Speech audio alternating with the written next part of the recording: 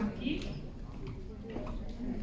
Ha costado un poquito más de lo esperado, perdón por los problemas técnicos. Y nada, bienvenidos y bienvenidas a la mesa redonda sobre Tokyo Revengers y el eurocentrismo. Mi nombre es Mónica Rex y seré la encargada de moderar este acto. Vía online tenemos a Estela Ramírez Martínez, que espero que nos estés oyendo, Estela.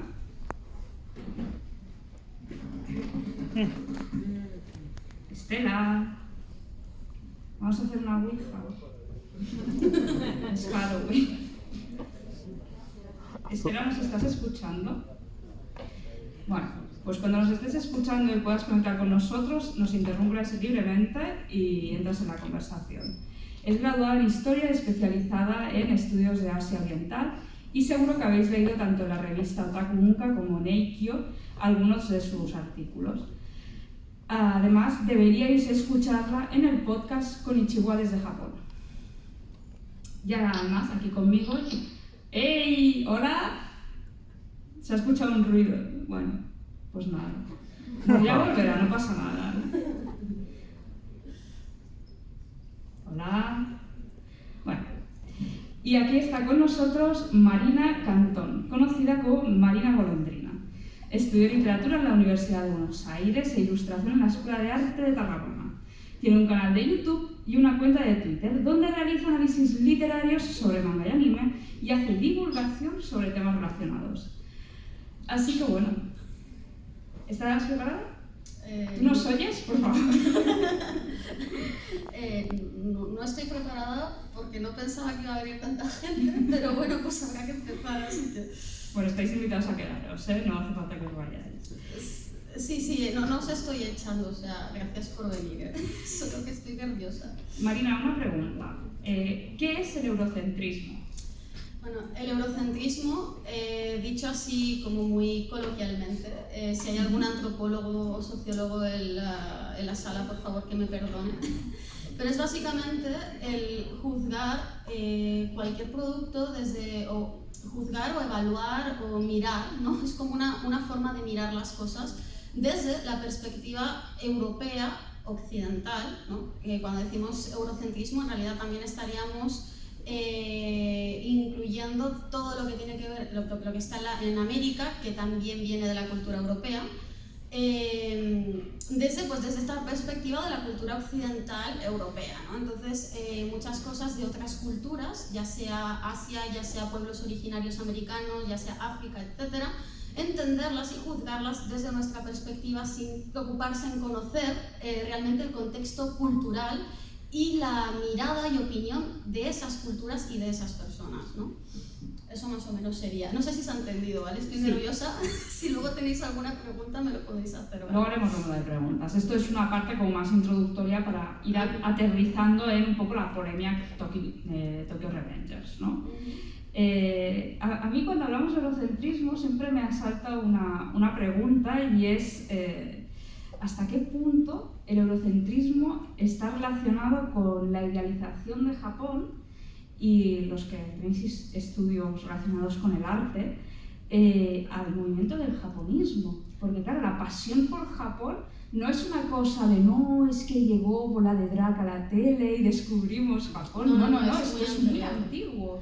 Bueno, de hecho el japonismo está incluido dentro de algo que es más amplio, que es el orientalismo, y viene ya desde principios del siglo XX, incluso XIX, cuando, pues, por ejemplo, llegaban los grabados ukiyo-e, ¿vale? Que es una forma de ilustración japonesa tradicional. Llegaban los grabados de ukiyo-e a Europa, ¿vale? Y, por ejemplo, muchos pintores y gente intelectual de la época, entre ellos, por ejemplo, Van Gogh, flipaban con esto, ¿no? Y había toda una idealización de lo que era la cultura oriental y japonesa, pero que en el fondo también era un poco deshumanizante, ¿no? Era como si fuera un territorio mítico de cuento de hadas y leyendas, pero que no tenía problemas reales, que no tenía personas reales, que no tenía, pues como toda cultura y todo su país, sus luces, sus sombras y su complejidad también, ¿no? Es curioso porque, claro, todo eso es un fenómeno a favor de querer arropar, tener como una idealización de Japón, pero ¿existe la versión contraria? ¿Existe ese odio, ese racismo contra lo japonés? Porque nosotros estuvimos hablando el otro día y, hombre, ahí había un sitio donde a ti te gusta hurgar, ¿no? Sí, lo que pasa, ya como viniendo más hacia lo que es el siglo XXI, ¿vale?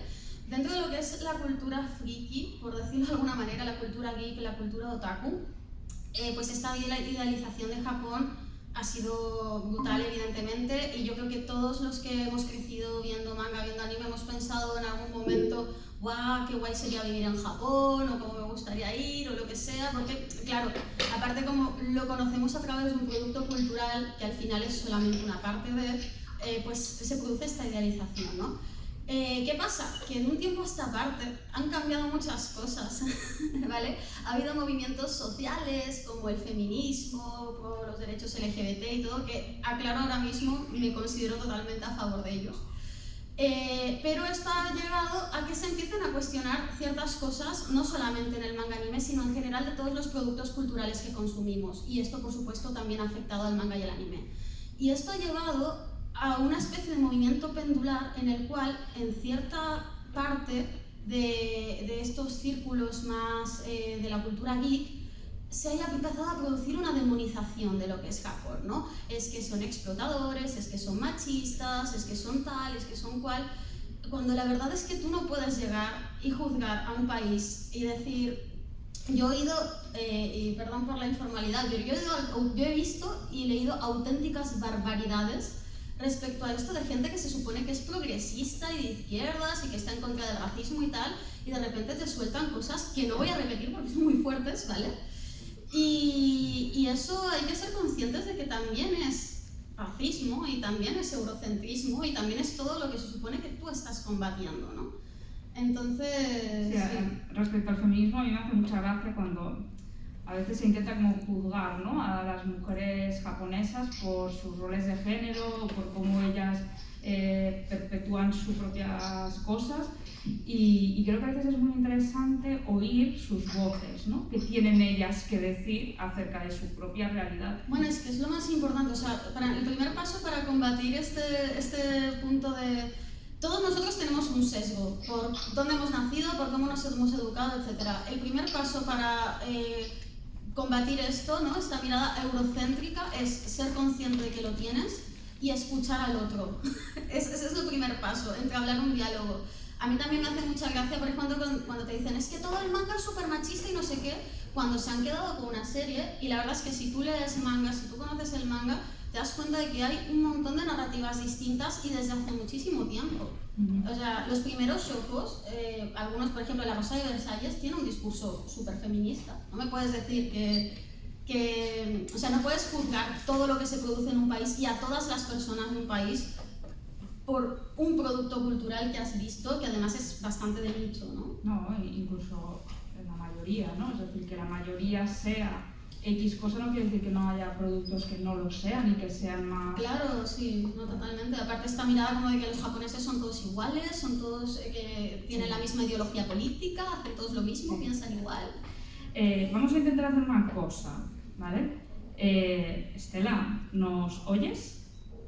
Oírnos creo que nos oigo, pero no sé si vosotros... Sí, Te oímos. Sí, perfecto. Muy bien, pues esta es Estela. Bueno, pues nada, te lanzo un poco la siguiente pregunta que tenía preparada, ¿te parece bien? Vale. En cuanto puedas, intenta tirar de la cámara, a ver si conseguimos que también se vea. Lo intento, ahora después de la pregunta, mientras vale. veo a ver... Claro, un poco yo hacia donde quiero ir, ¿no?, es hacia hablar de símbolos. Y para hablar de símbolos creo que primero hay que hablar de un tema que es un poco peliagudo, que es el tema de la apropiación cultural. ¿En Europa nos apropiamos culturalmente de cosas de Japón? Yo creo que la apropiación cultural tiene, en el debate que tenemos hoy, tiene mucha cabida, empezando por un elemento que yo creo que muchos en la sala conocerán, que es la bandera imperial japonesa. La apropiación cultural que tenemos nosotros como occidentales, como personas blancas, de cara, por ejemplo, ahora mismo a Japón, Japón como una cultura asiática, es la de blanquear y cosificar sus elementos culturales, extrayéndoles su contexto a un punto en el que resulta casi frívolo. Yo me he encontrado, yo creo que muchos de los que estén aquí ahora se habrán encontrado esta bandera en muchísimos restaurantes japoneses, en muchísimos contenidos de anime, manga y demás en el extranjero. Y a ver, lo cierto es que es el propio gobierno japonés el que normaliza su uso por el simple hecho de que sigue siendo la bandera actual de las fuerzas de autodefensa marítimas en Japón, lo cual, por cierto, da otro debate de por qué eso es un problema, quizás, aún hoy en día. Y claro, al final, lo que estamos representando, haciendo uso de esta bandera, es que nos da exactamente igual cuál sea su fondo, porque para nosotros resulta exótico y le extraemos todo contexto cultural, aunque ofenda a otras civilizaciones, otras culturas que pueden, durante un periodo de su historia, haber sido arrasadas culturalmente por esta bandera, bajo esta bandera. Y esto es algo que se lleva también a lo del manji, comentábamos con Marina el otro día, como con la intención de que nos gusta Tokyo Revengers y nos interesa el manji, nos parece chulo, lo asociamos a esa serie. El manji tiene un componente cultural relacionado con el budismo japonés, y no solo con el budismo, con el hinduismo, el jainismo y demás. Y lo que hacemos utilizándolo indiscriminadamente en redes sociales, como pensando en Tokyo Revengers, es quitarle su función real. Es como si ahora yo me pongo a ver un anime que tiene cosas de cristianismo, como Trinity Blood, Blue Exorcist, no sé, cualquier cosa así, y los japoneses empiezan a comprar mechas de cruces gigantes cristianas y se las ponen de cabecero, ¿sabes? Quiero decir, es un tema muy delicado de la asociación cultural. Bueno, personalmente el tema de cómo los japoneses tergiversan y juegan con toda la mitología cristiana me parece brutal. Es decir, Ángel Santuario es la cosa más surrealista que se ha parido nunca respecto al cristianismo, es maravilloso. Los que hubierais tenido la oportunidad de comprar y leer el manga en su momento, tenéis mucha suerte. Sí, yo también, Y espero que las nuevas generaciones tengáis la oportunidad de ver reediciones porque es maravilloso. Pero bueno, vamos a volver a hacerlo al revés. Y ha salido ya la palabra maldita, ha salido la palabra manji. El manji, la polémica. Vamos a ver, Marina, ¿qué es el manji? No, pues el manji es un símbolo antiquísimo que tiene milenios y milenios de antigüedad, que como bien decía Ritsu, ¿no? Está asociado, bueno, está en el hinduismo, en el jainismo y en el budismo, entre otras, porque incluso era celta, o sea, es que es súper antiguo y es un símbolo, en el contexto de Japón, es un símbolo asociado al budismo que tiene un significado de armonía y tal, y que además se utiliza para señalizar los templos budistas, y además es una letra. Es una letra. De hecho, si habéis leído Tokyo Revengers, que imagino que la mayoría sí, una de las razones por las cuales se llama así digamos, la pandilla, es porque es también el nombre del jefe, que es Manjiro, pues empieza con esta letra, ¿no? Entonces, y es un símbolo que para ellos es súper normalizado, súper de uso normal, porque pues está súper inserto en su cultura. O sea, es que, ya te digo, lo usan en los mapas turísticos para señalizar dónde están los templos budistas. Es una cosa de todos los días, ¿no? Estela, ¿quieres añadir algo a esta definición de qué es el manji? Pues, bueno, Marino lo ha explicado perfectamente. El manji, si no me equivoco, puedo patinar, creo que existió hace 5.000 años entre el subcontinente indio y Oriente Medio, lo que quiere decir que, como bien ha dicho Marina, que no solo es un elemento jainista, hinduista y budista, es que se ve en un montón de espacios en la actualidad. Por ejemplo, nosotros que estamos aquí en Europa tenemos una catedral en Francia con unos mosaicos en el suelo que tienen ya de por sí el manji también, y bueno, está también en Rusia, está también en Grecia, en las monedas, está extendido internacionalmente. Y el problema que yo creo que ha habido con respecto al manji ha sido, de lo que viene siendo esta mesa redonda, el eurocentrismo sobre el que ha girado todo el debate de si está bien o mal usarlo, porque nosotros, hablamos antes de apropiación cultural, nosotros como sociedad occidental, sociedad blanca que no tiene un uso próximo del manga actualmente, hemos juzgado su uso a partir de la, irónicamente, apropiación cultural que hizo el Tercer Reich de Hitler de este elemento. Y es gracioso que nosotros, desde nuestra posición de privilegio y de apropiación cultural, estemos juzgando un elemento que no es nuestro, entre comillas, que no es de nadie realmente, pero que tiene su contexto en Japón, que se utiliza para señalizar los templos budistas en el mapa japonés, y da ahí problemas.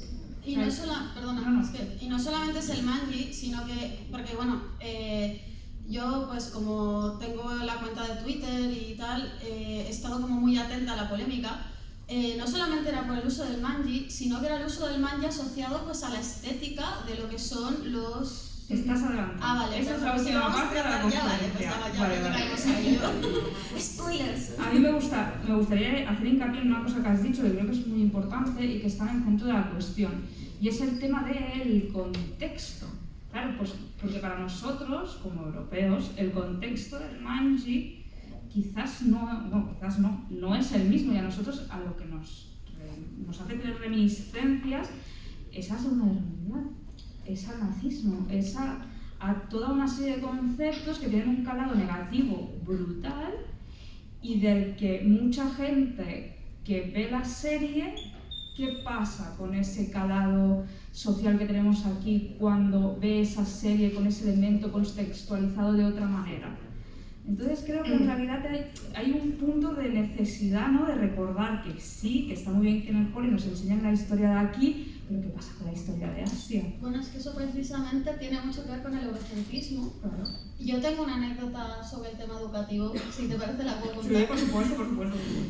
Bueno, cuando estaba estudiando ilustración, una de las asignaturas es historia del arte, ¿no?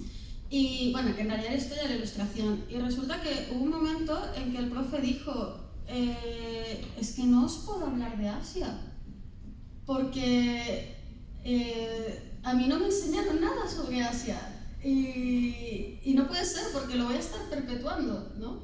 Y entonces lo que hicimos fue hacer una investigación con toda la clase sobre distintos países asiáticos como para llenar ese vacío que había en el currículum, ¿no? Y esto es una carrera, es un grado superior, y en el instituto, vamos, yo estudié el instituto tanto en España como en Chile, porque soy chilena, y es que ni una palabra de ningún lugar que no fuera Occidente. Yo, cuando hablamos de historia en el instituto, siempre me gusta hacer una pregunta, que no estaba en el guión, obviamente, y es, ¿llegasteis a la Segunda Guerra Mundial en algún momento?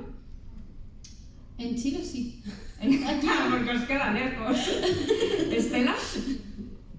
Pues mira, yo, no sé si se ha dicho en la sala anteriormente, pero precisamente yo tengo la carrera de Historia, incluso dentro de la carrera universitaria, en la que te esperas una mayor especialización, ¿no?, a mayor amplitud histórica, no tocamos prácticamente ningún continente que no fuese Europa. Es decir, lo tocábamos cuando meramente España tenía contacto con alguna colonia del norte de África, de Latinoamérica y demás, pero lo que era, por ejemplo, Asia, si hizo las anécdotas de Marina, mi TFM, mi trabajo de fin de grado, perdón, se me echó para atrás. Mi proposición de hacer un trabajo de Extremo Oriente se echó totalmente para atrás porque mis profesores, tanto de medieval, de antigua, de contemporánea y demás, decían que ellos no controlaban ese tema, entonces no podían aportar nada a ello, y yo, claro, les decía, bueno, pues alguien tendrá que hacerlo, y tampoco me lo permitieron, así que sí, sigue siendo un estigma bastante gordo. Y también pasa otra cosa, y en mi opinión es que en el colegio y en los institutos, cuando se toca brevemente Japón, se toca la Segunda Guerra Mundial. ¿Qué pasa? Que entonces es natural que la asociación que haga cualquier persona española, por ejemplo, del manji, sea una asociación con el nazismo, porque está relacionando, bueno, se está acordando del Japón que fue aliado del Tercer Reich y de la Italia de Mussolini. Entonces es algo casi natural y también culpa de ese sistema educativo que tenemos. Sí, yo creo que en ese sentido tampoco creo que esté bien, personalmente, si alguien tiene esta confusión y a ti te gusta Tokyo Revengers, y lo digo sobre todo porque veo que hay mucha gente muy jovencita en el público, si a ti te gusta Tokyo Revengers y viene alguien y te dice, guau, pero eso es una esvástica, no sé qué, o ¿qué pasa que estos son nazis? Tampoco está bien ir y decirle, no, es que eres ignorante o eres... No, porque es normal que esa persona tenga esa idea, o sea, no es su culpa, es... Yo personalmente me enteré de lo del manji leyendo manga, no Tokyo Revengers, sino otras series donde también aparece el símbolo, pero yo me enteré de eso. Entonces, lo suyo, si pasa esto, es dar una respuesta amable. No hace falta ponerse súper a la defensiva, porque normalmente no tienen por qué responder mal, ¿vale? Simplemente quería hacer el inciso. Oye, Marina, ¿y de qué va Tokyo Revengers? A ver... Que yo creo que esta pregunta en realidad la podría contestar mucha gente del público, sí, ¿no? Pero es facilita.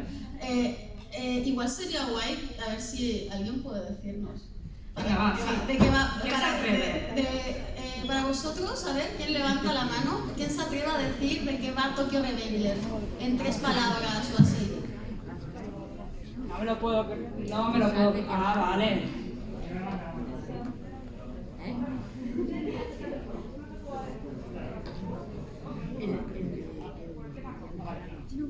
Bueno, a ver, yo no soy aquí, no me he leído el manga, ¿vale? Lo siento. ¿Pero has visto el anime? Sí, claro. Sí. Rápidamente es pandillas, yakuza y un chaval que resulta que viaja al pasado. ¿Verdad? Es resumidísimo. Resumidísimo. ¿Alguien quiere añadir algo a esa definición?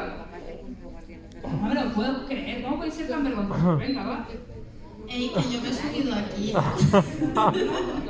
Nadie, ¿eh? Bueno. ¿Qué? ¿Añadimos algo, Ramen para 2? Va de nazis. Vale,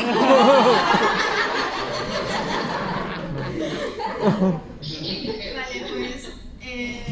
¿acoto yo? Sí. Vale, pues... efectivamente, podríamos decir que la trama es un poco lo que ha dicho nuestro amigo, pero yo creo que si vamos a lo que son los temas, es decir, de lo que quiere hablar Tokyo Revengers, en el fondo lo que está hablando es una historia sobre la marginalidad social, que además viene desde un lugar, desde la marginalidad, porque...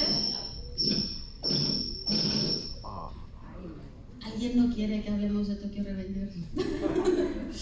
Es una historia sobre la marginalidad social que viene desde un lugar de la marginalidad social, porque Ken Wakui, el autor, era pandillero cuando iba al instituto, y es una historia sobre cómo estos chavales, que en el fondo no son malas personas, si bien puedan cometer ciertos actos vandálicos, son buenos chicos, ¿no? que están empujados un poco a eso precisamente por los contextos duros en los que viven, terminan... ¿Cómo pasan de ser eso a terminar formando parte de la yakuza, ¿no? ¿Cómo pasas de hacer grafitis a traficar drogas? Ese es el tema, yo diría, de Tokyo Revengers, un poquito.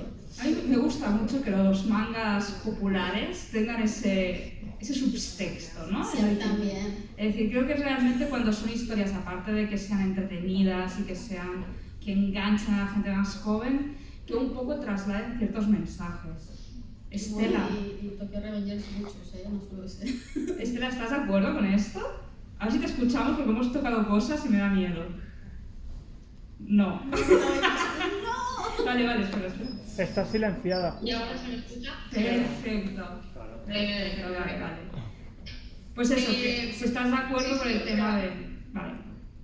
Yo creo que realmente aporta mucho el anime de Tokyo Revengers. Tengo que decir aquí delante de todo el mundo, me he visto los 10 primeros capítulos, aún no lo he acabado, pero es cuando es muy bueno algo y estás como retrasando el avance del anime. Yo lo que creo que lo que aporta mucho Tokyo Revengers, que creo que hablaba con Marina el otro día, era que refleja ese trasfondo social japonés que queda un poco en ese, entre comillas, dark Japan al que nos solemos referir, ese Japón oscuro, que no es oscuro, que eso lo tienen todos los países, es natural, en el cual se muestran todos los aspectos marginales de la sociedad. En este caso, hablamos de, para que no lo sepan, del bosoku, que son las pandillas de juveniles, de moteros y demás, los yankees, que tienen mucha influencia norteamericana también. al final todo esto también es parte de Japón y me gusta cuando en un anime salen estas cosas, porque al final presentan ese lado de Japón que muchas veces no vemos y no es algo nuevo. Seguramente algunos de los que estén en esta sala habrán visto series de anime para que luego digan que, lo hablamos también con Marina, lo de que Japón es súper conservador en todo. Bueno, sí, ¿no? Porque anda que no hay mangas de animes que reflejan más bien ese lado izquierdista, ese lado de protesta social del país nipón. Y hablando ahora mismo de lo que son pandilleros, seguro que en esta sala alguien se ha visto Durarara, que ya trataba estos temas, que también es muy buena serie y es interesante ver todo esto, la verdad. Además, en el caso de Tokyo Revengers, yo creo que a mí es que me pasó que cuando yo empecé a leerlo, ¿vale? Y cuando todavía no estaba licenciado, ¿vale? Ahora lo compro, lo compraré. Pero cuando empecé a leerlo y a ver el anime, yo me entusiasmé mucho porque me gustaba mucho la historia y muchas de las cosas que tenía, ¿no? Y lo iba comentando en Twitter y mucha gente me decía un poco de burla como ay, pero si parece que estuviera en una favela, como si Japón no fuera el primer mundo y tal, ¿no? Y es que yo creo que la gente se olvida de que los contextos marginales existen en todos los países, sea Japón, sea Noruega, sea cualquier lugar. En todos los países hay desigualdad social, en todos los países hay familias disfuncionales, en todos los países hay carencias afectivas, etc. Entonces, a mí me parece también que es una forma muy chula de asomarse a un Japón igual más desconocido, ¿no? De pues las luces brillantes de Tokio y tal, pues aquí se ven unos barrios más deslucidos, unas casas más pequeñitas y eso yo creo que está muy bonito de Tokyo Revengers, la verdad. Bueno, no sé si bonito es la palabra, pero es interesante. Claro, es que el Japón más pone, ¿no? Por el concepto es que de tatemae pone. El tatemae es lo superficial de las personas en Japón o de la sociedad, el pone es lo que hay detrás, ¿no? La verdad es que sí, eso es bonito. Claro, es que aquí pediros que nos habléis de algunos temas en concreto, como para situar a los que puedan estar interesados, es un poco complicado porque lo que no quiero son spoilers. Claro, es que yo no quiero hacer spoilers. Pero bueno, creo que así de manera muy superficial. Algunas de las cuestiones que se tratan son desigualdades económicas, el tema de la sanidad pública, que en Japón no es exactamente pública, temas de violencia de género, temas de cómo de difícil es escalar socialmente. ¿Añadiríais alguno así, en este sentido tan sutil? Las familias ausentes y disfuncionales también. Esto no es un spoiler, pero ya los que llevéis estéis más adelantados y tal, si os dais cuenta, las únicas personas que tienen, digamos, porque están los dos tiempos, ¿no? El futuro y el presente y el pasado.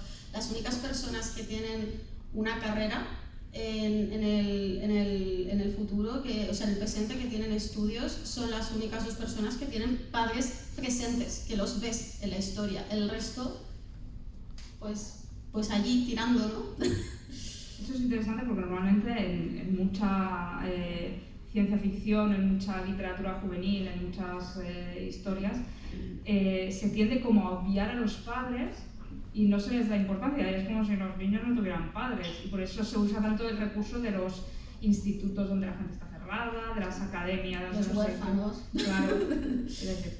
Pero aquí sí que en Wakui le dio eso, porque justo hay dos personajes que sí tienen a sus padres en casa, ¿no? Es un elemento que es muy importante, que está muy bien pensado. Muy bien, pues ¿por qué aparece un manji en Tokyo Revengers? Aparte de la razón, ¿vale? Es decir, tú ya has explicado antes, ¿no? Que es el símbolo de la pandilla. Bueno, y que además se reúnen ellos en un templo budista. Vale. Y lo fundan ahí en el templo, ¿no? La pandilla. ¿Y creéis que es necesario ese símbolo? ¿O es un elemento artístico usado con miras a el resto del mundo? Es una pregunta muy complicada, ¿eh? A ver. ¿Hay algo de marketing en la imagen de Tokyo Revengers, de todos de negro, rubios con el manji, en la banda roja? Pero mi pregunta es esa, ¿la imagen de la discordia era necesaria? A ver, lo que pasa es que yo creo que también hay que tener en cuenta una cosa bastante importante, y es que cuando un mangaka hace un manga, no está pensando en Occidente. Ese es un punto importante, ¿no? O sea, los mangas no están pensados para Occidente, están pensados para los japoneses.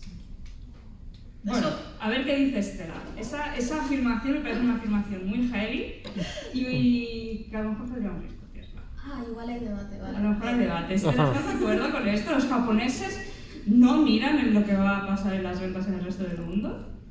A ver, yo creo que en los últimos años se ha dicho mucho que el mercado del manga se está justamente extendiendo fuera de Japón, que cada vez, a ver, se sigue manteniendo estable, pero cada vez se vende un poquito menos en Japón y un poquito más en el extranjero. Y eso obviamente apunta a que muchos autores sí que empiecen a pensar más en Occidente. De hecho, no es raro que empecemos a ver ya notas, ¿verdad?, de mangakas que dicen: ¡ay, me dijeron unos fans en Francia porque he oído que mucha gente pelea en Francia, en Italia, no sé qué, y ya lo tienen en cuenta! Eso sí, si la pregunta es si yo creo que el mangaka en particular de Tokyo Revengers ha hecho un marketing muy próximo a la idea del nazi actual, yo creo que no. Que no, porque realmente el Bosoku, particularmente el Black Emperor, que es en los que se basaron un poquito estéticamente para lo del manji, en las banderas del Tokyo Man, ya eran así, o sea, estéticamente ya eran bastante así. Como mucho han añadido este toque macarra de pelo rubio, que más que nada es muy típico de esa rebeldía de las escuelas japonesas contra las normas y tal. Pero sí que puede ser que lo que tenga más que de nazi, lo que tienen, yo creo, es un toque muy skinhead, muy de ese skinhead de los años 60, no de los neonazis de los años posteriores, muy de los yankees norteamericanos con las motos. No sé si alguna vez habéis visto, porque son buenísimos, los rockabilly en el Parque Yoyogi de Tokio, que tienen un rollazo, bueno, para que tampoco metéis con ellos, por ahí normalmente es similares un baile en Elvis Presley. Yo creo que esa es un poco la idea que hay por detrás de la estética. Y ojo, que aquí hay un dato que yo creo que quizás mucha gente ignora, que explica la razón por la cual hay un manji en particular en lo que es la bandera de Tokyo. Y es la idea del canon, es decir, la idea del símbolo de un grupo. En este caso tenemos que tener en cuenta que las tribus, no tribus humanas, pero las pandillas callejeras en Japón se dice, ¿no?, que Japón es un país de pequeñas sociedades, y se dice porque Japón es un país de pequeñas agrupaciones casi familiares. Y un canon, un sello, es lo que los une, lo que los tiene a todos unidos en un mismo grupo. Y quizá el manji hace ese efecto. Y no me extrañaría, porque el Bosoku muchas veces coge ideas romantizadas del bushido, de los samuráis y todo eso, y los samuráis, entre otras cosas, eran muy, en el periodo Kamakura, por ejemplo, eran muy pro budismo zen. El budismo ha estado muy presente dentro del bushido, y no me extrañaría que todo esté unido en ese sentido. Y por eso el mangaka en particular ha encontrado interesante, aparte de lo de Black Emperor, poner el manji en el Tokyo Man. Aparte, bueno, esto no es una información que el mangaka haya revelado, ¿vale? Pero las personas que hemos indagado en ello tenemos bastantes, ¿cómo decirlo?, bastantes razones para creer que en concreto Touman está basado en una pandilla en particular, que era el Black Emperor, que fue una de las más importantes y grandes que hubo en Japón, y creo que ellos tenían ese símbolo también, o por lo menos lo usaban con frecuencia, si no me equivoco. Y es que en Tokyo Revengers hay bastantes referencias a esa pandilla. De hecho, también hay otra de las pandillas que aparece, que son los Black Dragons, que tienen prácticamente el mismo nombre, entonces ahí está el tema también. Y bueno, pues, bueno, y sobre el tema de si estaban pensando en el extranjero, aparte de, o sea, suscribo con lo que ha dicho Richu totalmente, pero aparte yo creo que hay otra razón para dudar mucho de que Ken Wakui o la gente detrás de Tokyo Revengers en general tuvieran la intención de generar polémica, y es que en la versión que nos ha llegado a nosotros del anime a través de Crunchyroll, el manji viene censurado. porque sabían lo que iba a pasar. No, bueno, pero que te censuren también es una estrategia de marketing, ¿eh? Sí, pero bueno. Mucha gente no habría oído nunca hablar de Tokyo Revengers. Sí, pero les ha jugado bastante en contra, ¿eh? Bueno, no lo sé. No, yo estoy totalmente de acuerdo con vosotras, es decir, dudo mucho que pensaran nosotros cuando lo hizo, pero sí que creo que ha sido un movimiento de marketing muy bueno. Así, no, accidentalmente puede ser, pero desde luego suena mucho. Y también, ya que han sacado el tema, porque otra cosa que decían, ¿no? Porque, claro, cuando se dio toda esta discusión, mucha gente decía, con razón, oye, pero no es la primera vez que en un manga se ve el manji, porque Neji lo tenía en los ojos, Ace, el hermano de Luffy en One Piece, lo tenía en la espalda, la espada del inmortal está en la espada, ¿no? O sea, no es verdad que no es la primera vez, ¿no? Y decían, no, pero es que aquí son todos rubios y van de militares. Y es como, no, porque realmente toda esta estética, precisamente, que era lo que decía Ritsu, viene del contexto de las pandillas, ¿no? O sea, de hecho, el pelo rubio en Japón es lo contrario prácticamente a la idea de lo que es el fascismo japonés. El fascismo japonés, su ideal de aspecto, ¿no? Es el pelo súper negro, cuanto más negro mejor. Y pero es muy interesado, claro, es muy fácil así. Porque claro, ellos ya por genética más o menos la mayoría son así, entonces no tienen mérito. Bueno, pero claro, igual que el fascismo, digamos, aquí en Occidente, lo que buscas, cuanto más blanco, más rubio, más ojos claros, mejor, pues allí precisamente buscan como la pureza, ¿no? Que va ahí, y el pelo de colores, el pelo teñido de rubio, es un símbolo de rebeldía, incluso, y por eso, de hecho, los personajes de anime tienen los pelos que tienen, porque es como un desafío normas y tal, ¿no? Y una búsqueda de la individualidad. Y lo de los uniformes ya era como en muchos países, son uniformes escolares tuneados, ¿no? Lo que tienen, y los amigos estos de motero. Los uniformes de muchísimos países de escolares están basados en uniformes militares. Llevamos toda la vida viendo a las colegialas japonesas, a las Sailor Moon, con los uniformes de marinera, y yo nunca he visto que nadie diga, ay, es que son militares, cuando realmente eso está basado en los uniformes de la marina. Entonces, pero bueno, eso, simplemente quería aclararlo, que eso por ese lado tampoco, ¿vale? Estela, ¿qué otros mangas o animes se te ocurren a ti donde apareciera el manji de forma no polémica? Bueno, de forma no polémica, con comillas, porque igual sí hubo algo, pero quizá las redes sociales no eran tan intensas con los autores. Pero bueno, Marina ha dicho un montón. La espada de Ichigo de Bleach, si no me equivoco, en cierto punto llega a tener un manji también. La gente de Netflix, lo que ha dicho la espada del inmortal, One Piece, ha habido muchos ejemplos.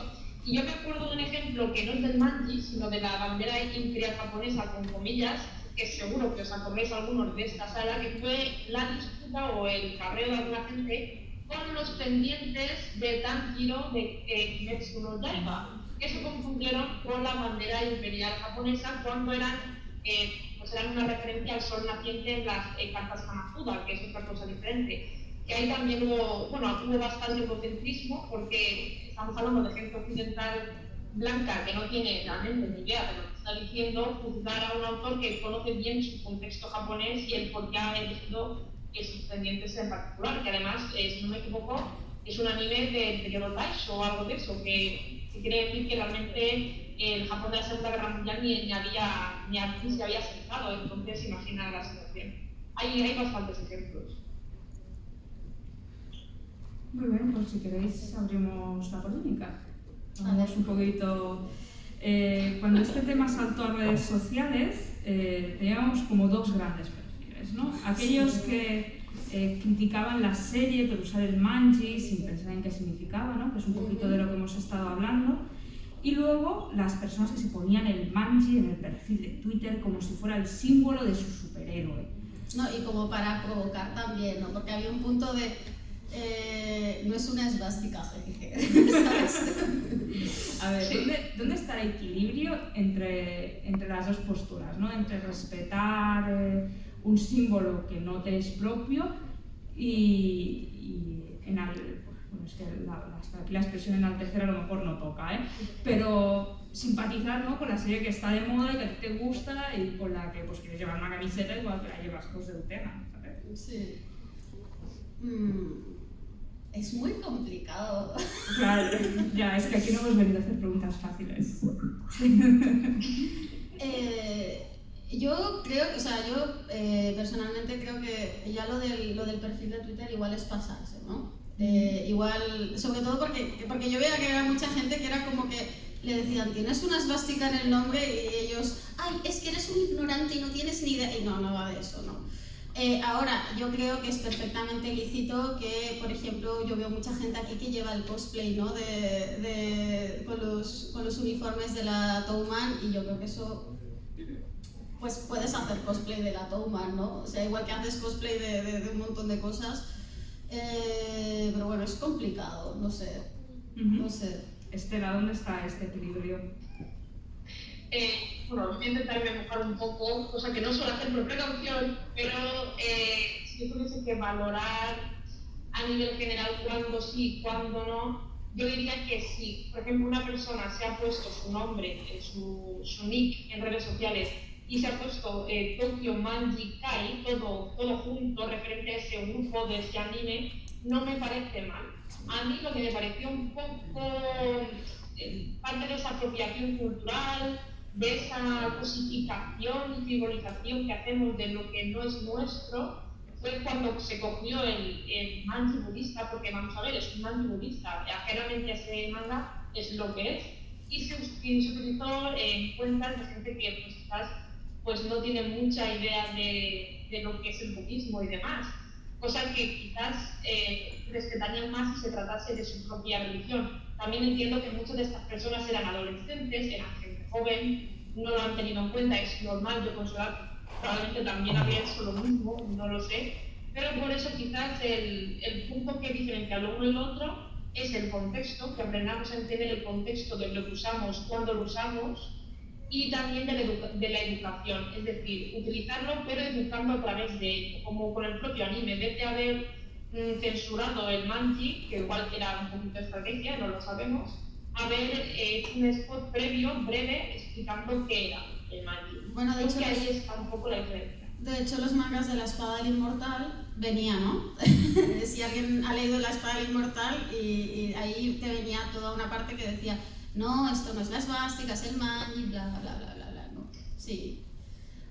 ¿Puedo contar una anécdota por amenizar que creo que es muy divertida? Ahora, un uso excelente que he visto de esto eran chavales que se encontraban esvásticas pintadas en las paredes de su barrio y entonces corregían y ponían Tokyo Gang y nada, me parecen fantásticos, eso yo lo veo muy bien personalmente. Es un sabotaje muy bonito. Muy bien. Bueno, por empezar a rebajar el nivel de tensión, porque creo que ha sido una conferencia en la que se ha hablado de muchos temas interesantes y no solo del friquerío puro y duro. Vamos a rebajar un poco la tensión. ¿Cuál es vuestro personaje favorito de la serie? Eso no se pregunta. No, a ver, mi personaje preferido es Chifuyu. Es que esos personajes que son el apoyo al prota me gustan mucho. Vale, ¿quién más? ¿Podéis levantar la mano? ¿A quién nos gusta Chifuyu? Levantad la mano los fans de Chifuyu, por favor. Uy, hay muy pocos. ¿Cómo va a haber tan pocos? Pero si Chifuyu es un gatito. Bueno, no está mal. Tenéis muy buen gusto, que lo sepáis. Pero Takemichi, Mikey y Draken también me gustan mucho. Bueno, sí, pero yo te he pedido uno, no puedes. Estela, ¿y tú qué dices? Pues yo en 10 capítulos que llevo tengo un claro favorito, tengo un personaje favorito, que para mí siempre es Draken. A mí el factor que tiene de fundador frente a otros personajes, el factor que tiene de tener una relación con la historia que me gusta, porque como por el tema de quién era su madre, de haberse criado en un barrio rojo, japonés y tal, creo que no sé, es un personaje que parece muy maduro para la edad que tiene, la verdad. También la estética era que también, entonces pues esto también tira mucho, vamos a decir las cosas como son. Muy bien. Y como un eslogan para que la gente lea o vea Tokyo Revengers, como un motivo. Debes leer Tokyo Revengers por...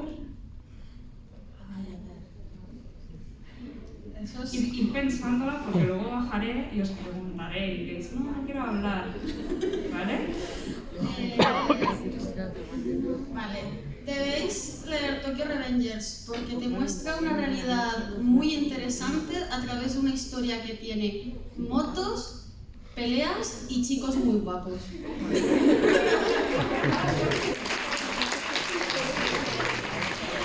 Muy bien, Estela, a ver cuál es tu razón. Pues yo digo que tenéis que ver Tokyo Revengers porque es la herencia de esa cultura romantizada del bushido de los samuráis, del sacrificio de los kamikazes y todo cómo se ha arrastrado hasta ahora en un contexto de la yakuza, de las pandillas callejeras y demás. Para conocer todo eso, Tokyo Revengers es de lo mejor que vais a hacer.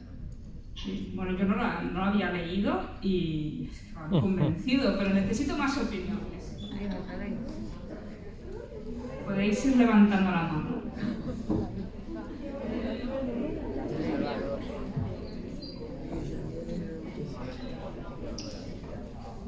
Va, razón número 3. Deberías ver Tokyo Revengers porque hay muchos chicos sexys. Pero eso ya lo he dicho yo, no vale el plagio. Pero tú has hecho muchas cosas, Marina. Hay que repetir argumentos. A ver, argumento número 4. Ya está. No, hay más argumentos. Vamos a ver. Yo creo, la verdad, que no es el típico shonen que sabes que el protagonista va a ganar, todo va a salir bien, porque ya vemos ya desde la primera temporada del anime de que las cosas van saliendo mal, tienes que ir pensando, y yo que estoy también leyendo el manga, no todo sale bonito ni hay finales felices. Y yo creo que eso para un anime pues es bastante maduro, la verdad. Me gusta mucho este argumento, pero os recuerdo que hay que leer la edición de Norma, ¿eh? Sí, chicos, ya está licenciado, así que ahora hay que apoyar, ¿eh? Porque si no... ¿Qué es la quinta razón, no? Porque haya amistades, peleas y sacrificios. Oh, me encanta. Muy bien. Me gusta la amistad y los sacrificios. Pero no humanos, ¿eh? Sacrificios espirituales. Razón número 6, creo. Porque las peleas son muy épicas y porque me ha hecho llorar. ¡Oh! Me vais a emocionar. Venga, va, siguiente. Te tienes que ver Tokyo Revengers porque la Sí. A ver, vamos, siguiente. No sé si quedan argumentos, pero lo están empezando a poner difícil. Patadas voladoras. Pero que hemos vuelto a los 80 con las patadas voladoras. ¿Qué es esto, por favor? Sí, de verdad. Bueno, vosotros estáis repitiendo, pero bueno, me parece bien. A ver, aunque te quite la estabilidad emocional, te dan muchas ganas de ver más. Y como que se te pega y quieres más. Muy bien, me parece bien que pongáis en juego vuestro salud mental. No sé, ¿eh? Yo creo que esto es una cosa que estamos todos de acuerdo y es que no gira todo en torno al protagonista y esto es una cosa bastante guay y que le da más importancia a la condición y a todo lo que le rodea y eso la verdad es que se agradece. Muy bien. ¿Alguna cosa más? Creo que hemos mencionado la lealtad, la amistad y el compañerismo y un poco la protección entre todos, ¿no? El hacer piña juntos, siempre con una vista en común, aunque no se sepa a veces las historias, ¿no? Muy bien. Creo que han salido temas muy interesantes y creo que nadie de los que estáis aquí os vais a ir sin catar Tokyo Revengers, ¿verdad? Venga, va, abrimos... ¿Allá hay un argumento? Ah, vale, pensaba. Seguro, ¿eh? Abrimos turno de preguntas, de cuestiones que queráis comentarle a nuestras conferenciantes. Primero el jefe. Bueno, me gustaría saber la opinión de la autocensura que tienen algunas producciones o obras, como La Espada del Inmortal, que quitó el manji de la película. Si es bueno que se haga autocensura ya directamente desde Japón, o realmente que llegue aquí el producto original y que aprovechemos para hacer pedagogía, ¿no? Y limar estas asperezas de que no todo el mundo se crea al ver el manji pues que es un símbolo nazi. Tenemos que aprovechar, ¿no? La oportunidad de resaltar el budismo y de ponerlo en solfa, ¿no? ¿Qué opináis de que se autocensuren desde Japón? Marina, tú primero y luego pasamos a Esther. Estela. A ver, yo entiendo por qué una empresa, porque al fin y al cabo esto se trata de empresas, ¿no? Quieren evitarse problemas y cortar por lo sano, o lo que decíamos, igual de un marketing encubierto, ¿no? Porque al fin y al cabo lo que buscan es el beneficio económico y los menores problemas y contratiempos posibles. Ahora, si preguntas lo que yo haría, mi opinión, mi posición, estoy totalmente de acuerdo con que deberíamos empezar a hacer un poquito de pedagogía, como dices tú, ¿no? De aprovechar estas instancias para volver a recontextualizar estos símbolos, porque al final además lo que hicieron los nazis fue muy feo, realmente, ¿no? O sea, es como, más allá de todo lo que hicieron, eso de coger un símbolo, ¿no? Y de otra cultura, de otra gente, de lo que sea, y apropiártelo y dejarlo con una carga tan negativa, igual ya es momento, ¿no? De empezar a limpiar esto y empezar a aprovechar a mirar las cosas menos eurocéntricamente, ¿no? Como estábamos hablando. Yo estoy totalmente de acuerdo con Marina. De hecho, mi opinión también va de que es algo que le debemos a esas culturas. Europa ha tenido, muchas de las naciones europeas han tenido un pasado histórico colonialista y creo que les debemos a esos países su fondo, su trasfondo cultural de sus símbolos. Y no solo eso, yo creo que ya es hora de que Japón deje de... el gobierno japonés y las productoras japonesas de blanquear ciertos símbolos incluso de su propia historia para que no resulten incómodos, como es lo de la bandera japonesa, que tal de por ejemplo es un anime que evita, a pesar de que sale la Cruz Mamada y otros símbolos históricos negativos, siempre evitan utilizar la bandera imperial japonesa, y yo creo que es hora ya de que lo muestren sin que ello implique que ellos sigan siendo así, pero que no quieran borrar el pasado. ¿Otra pregunta? A mí me parece curioso, en el stand de Banpresto tienen dos figuras de Tokyo Revengers que son unas versiones exclusivas para Europa sin el manji. El anime nos llega también sin el manji, pero el manga sí que nos llega con él. ¿Dónde está el baremo de en este medio sí se censura, en qué medio no se censura, por qué? Es decir, ¿dónde estaría el baremo? Yo, si puedo dar mi opinión esta vez, creo que es porque va dirigido a públicos diferentes, que creen que el manga lo lee gente más adulta, que es capaz de hacer sinapsis y que consideran que la gente que ve anime, ¿no? Y eso me parece súper feo. Pero a ver qué dicen las compañeras. Yo estoy de acuerdo totalmente con lo que has dicho. Yo creo que consideran que el público es diferente. Y esto lo estoy tirando al aire porque realmente es una teoría que tengo, pero no tengo ninguna información que lo respalde, ni mucho menos. Pienso que igual también tiene que ver con que las conversaciones respecto a las licencias se dan con empresas distintas. Es distinto hablar con Kodansha, ¿no?, que hablar con la productora del anime o con la marca de juguetería que hace las figuras, ¿no?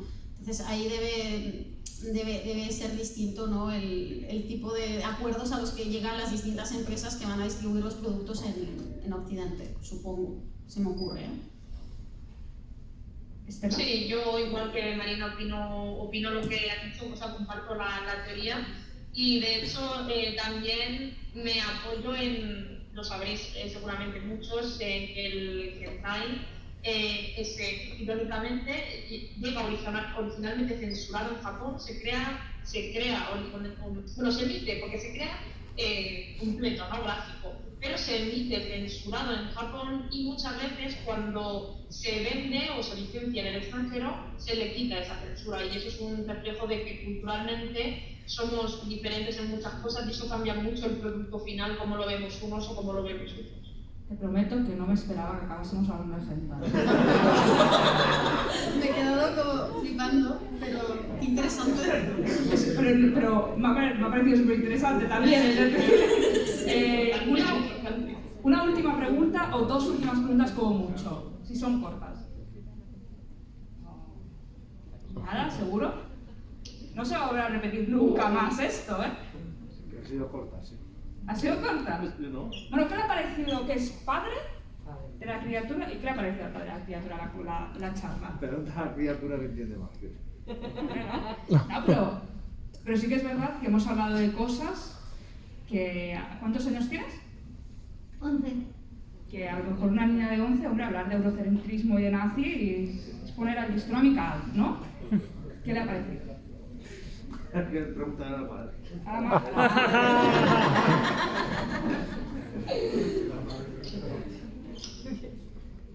Bueno, luego lo decidís en casa cenando y decidís qué os ha parecido. ¿Qué te ha parecido a ti? A mí me han parecido temas muy interesantes que, por ejemplo, yo no había entendido si no fuera porque lo habías explicado. También. Eres de verdad un amor. Muy bien, pues muchas gracias por haber asistido.